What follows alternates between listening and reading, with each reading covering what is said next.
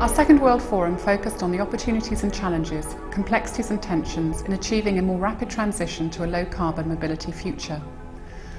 Over 150 participants, including former heads of state, regulators, business leaders and leading scholars, came together over a couple of days to share, debate, test and create new ideas for a more rapid transition.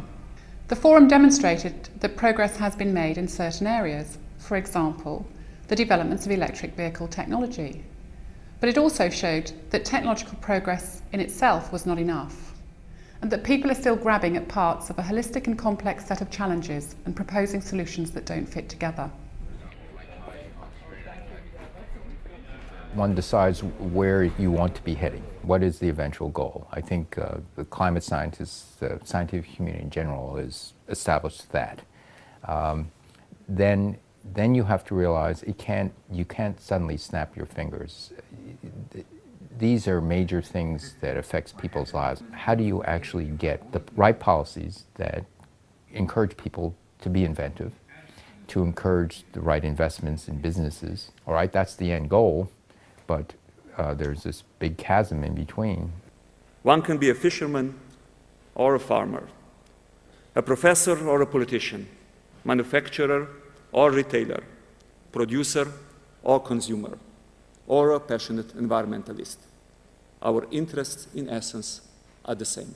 It is timely principally because we've got very little time to get this all done.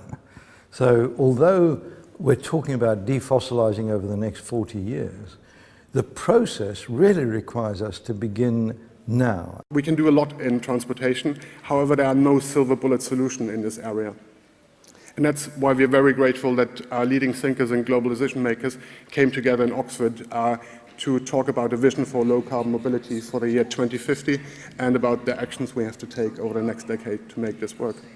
I think of the Smith School potentially as the environment and enterprise equivalent of the Kennedy School for Government, where you're creating a center of excellence where multidisciplinary thinking, including politics, including policy, including science and technology, can come together. And I think it all depends on the quality of the faculty and it depends on the quality of the work. But I think the people who are leading it, obviously with David King playing a very powerful role, and the mission of the school, it could play a material role in leading the thinking on enterprise and environment.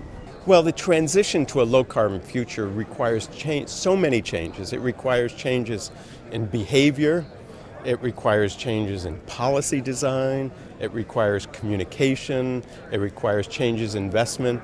And so the role of a university program, such as a Smith School, is to help on all those fronts.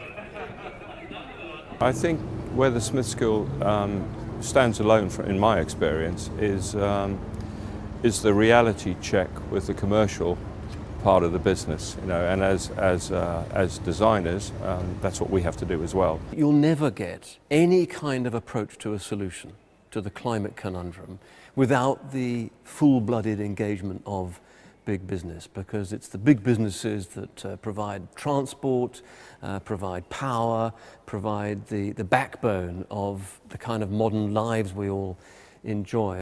The presentation from Mickhail Gorbatchev was not only important in having the iconic figure of the 20th century there, but Gorbachev represents the possibility of change. And I hope that the future, even though there are voices saying that our Earth may not have the future, and that instills fear. What Gorbachev emphasized was the importance of political figures with courage and vision. But we are at a point where we could achieve a stable and sustainable world for future generations if only we have the will to do so. So effectively, the future is in our hands. Discussions at the forum highlighted that the opportunities and challenges in achieving a more rapid transition to a low-carbon mobility future remain significant. Following on from the forum, the Smith School will initiate a Futures programme focused on the low-carbon mobility transition challenges. Over the next 2 years, we'll continue to bring together leading scholars, business leaders and regulators and others to learn with the future and identify the opportunities to enable a more rapid transition to low-carbon mobility.